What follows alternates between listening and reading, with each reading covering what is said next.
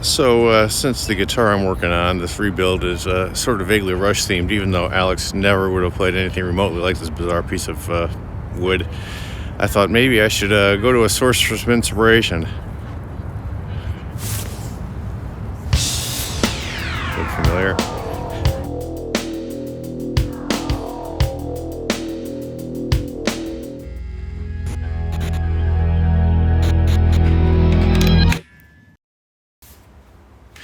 Alright, it's time to put the neck on the guitar.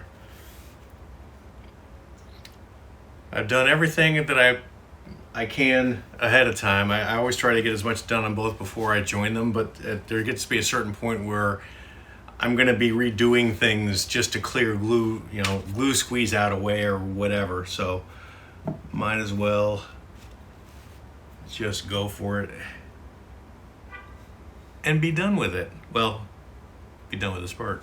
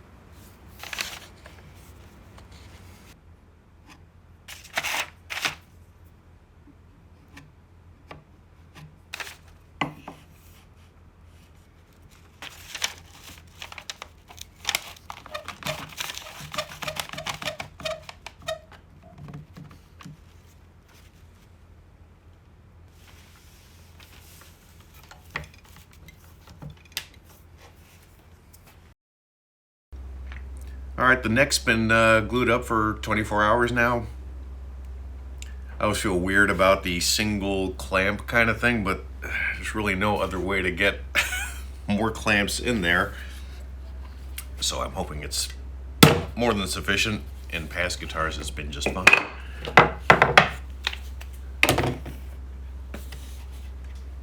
And it's looking pretty good. Man, this thing's light. This is lighter than I thought it would be, given the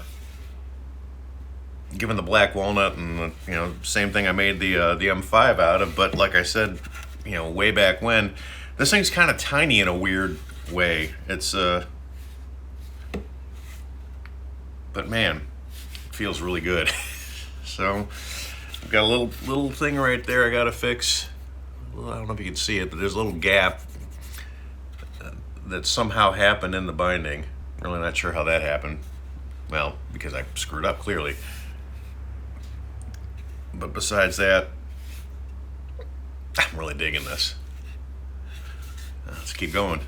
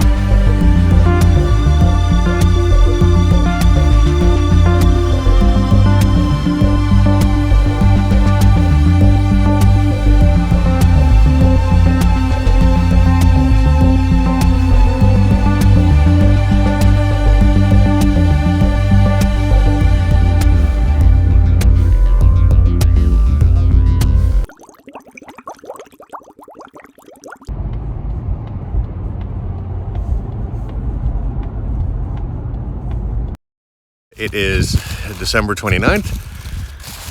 It is 55 degrees out.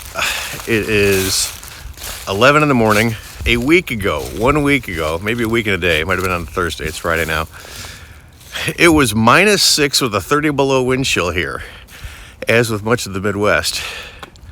So, I've got the heater in the garage, so that shouldn't have been that big a deal. I could have, turned it on, except that it doesn't really handle anything below about 30 very well, maybe 20. So I did what I had to do to make life easier for the entire family.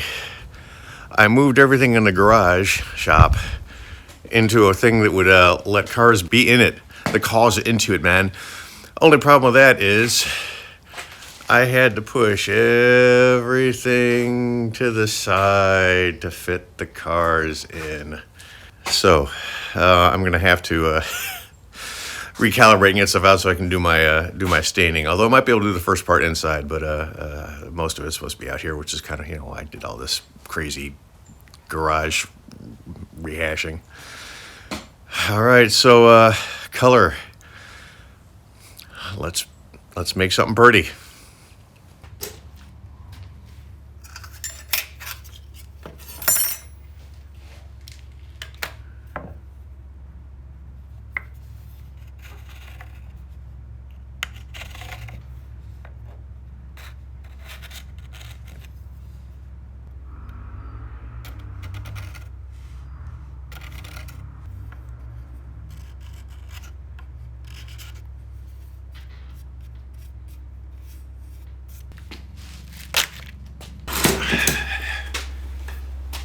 Sanding time. I'm not gonna bother filming all the sanding because you've seen it before. I'm gonna start at 120, I'm gonna go to 320, and I'm gonna get all the marks out, and I'm gonna try to start getting some color on this thing today. So I'll see you in a few. Sanding has been accomplished, and I'm gonna go ahead and hit the top with some black stain first to hopefully enhance the grain. I think what I'm going to do color wise, it's going to be a really intense blue just on the top, and I might leave everything else natural. Maybe not the neck. The neck probably ought to be something, and there's a reason for that, but I'm still mulling over whether I think it's a good reason before I say it out loud. Sanded down to 320 all around. I'm mostly sure I got rid of all the sanding marks, all the scuff marks and scratches and stuff. I'm sure I'll find more when I start applying color to it, because that's when it happens. But I think it's going to be pretty cool. So I got the black. I've got a bunch of the stunning stains from Crimson Guitars that I'm going to use to mix and match, and not to be too much of a copycat, but I really liked what Ben did with his Nebula 2. I just don't want to do exactly the same thing, because I'm just totally copying him instead of mostly copying him. So this will be a little more on the blue and a little less on the purple with some of the other colors mixed in. I've got the, like I said, I've got the blue grain enhancing filler. I also got the gold. That might be kind of cool. We'll see. I don't want to get it too glam, but it'll probably be pretty close to that no matter what I do. Something that I have found works pretty good for me with these more intense color tone stains is, instead of mixing them up in a cup or something, just get it on a little bit of water on a lint-free cloth and start applying it that way.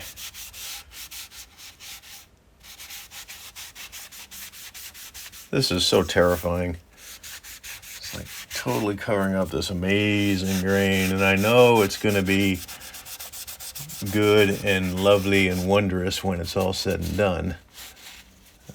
But man, it's still scary.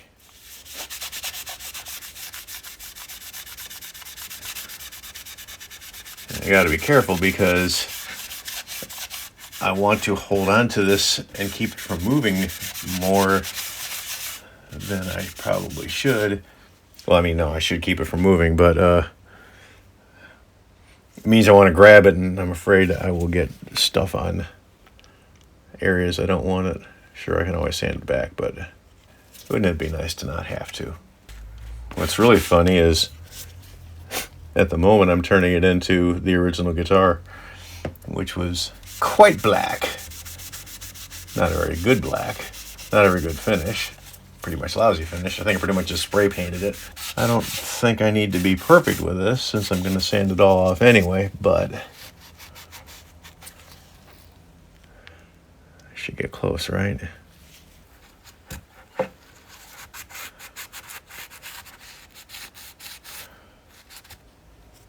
What I think is going to be really interesting is the difference between the grain in the light areas and the grain in these darker spots that came down. All right. Okay, here we go. I hit it with the black and sanded it back, and then I did a quick coat of the phthalo blue. And then sanded it back, and now I'm gonna start putting on the colors I think I want.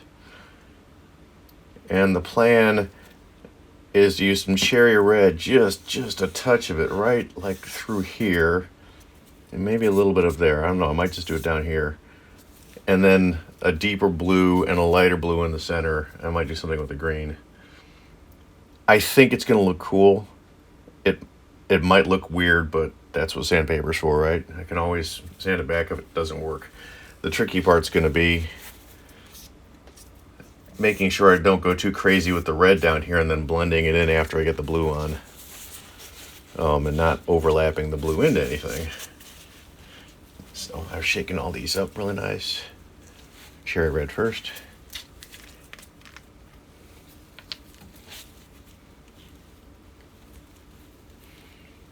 I'm being so careful with these bottles because I swear to God, I will breathe wrong and they will spill.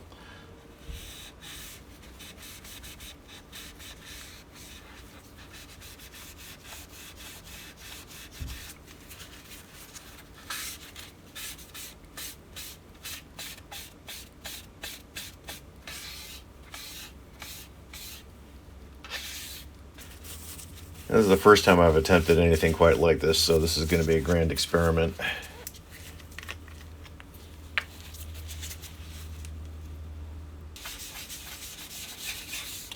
Tell you what, no matter what, the way that this grain is starting to pop is just making me super happy. Alright, let's see what happens when it dries. Alright, I don't know how this is going to work. I haven't used this stuff before. But I've got the sapphire grain enhancing filler, which I'm going to do for most of this. And I've got the gold, which I'm going to do in the reddish areas, which I hope will be cool. I guess there's only one way to find out.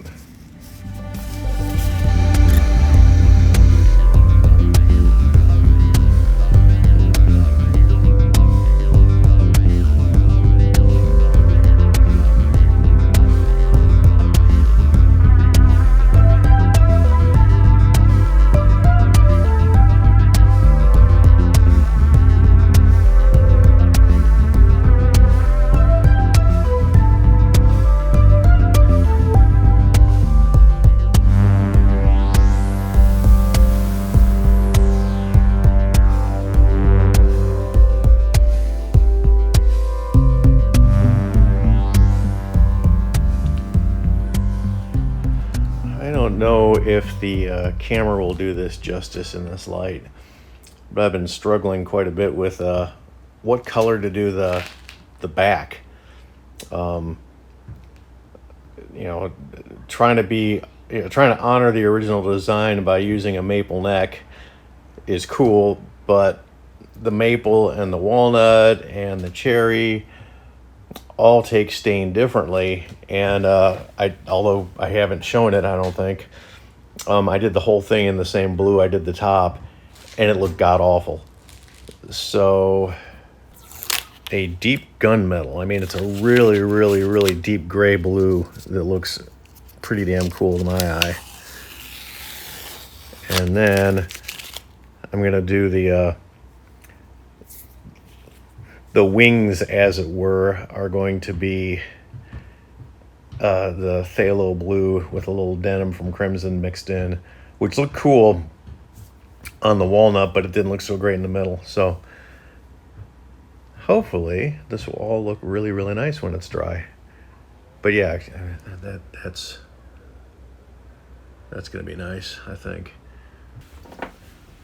One thing I struggle with kind of more than I wish I did is the doing color and getting color the way I want it.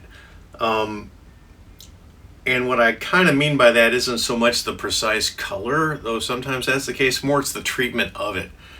So, for the original version of this, it was all black. Clearly I couldn't do that. The wood on the top was just too gorgeous, and it's coming out really nice. The back has been an issue because, like I mentioned, the multiple different kinds of wood, all, in the process of trying to be somewhat faithful to the original, I have painted myself into a corner when it comes to what I can do with the color. So what I ended up doing was mixing up essentially some of this, some of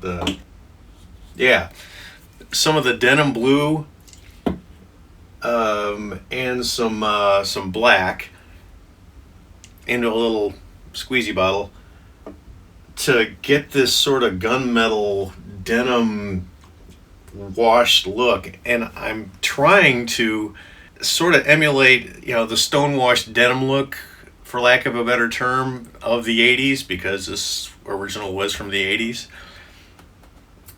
But I always wonder, am I getting the look I want? Is it antiquing it just right? Or does it look like I totally botched the job? So I'm just going to keep massaging it a little bit and probably just be fine with it in the end. It's looking pretty cool. I've always liked having these sort of fades between the color and the natural wood underneath. I just kind of dig it. So I don't know, maybe it's lazy. Maybe it's lazy finishing. Or maybe it's cool. I like it. If nobody else does, oh well. It is what it is, and to each their own.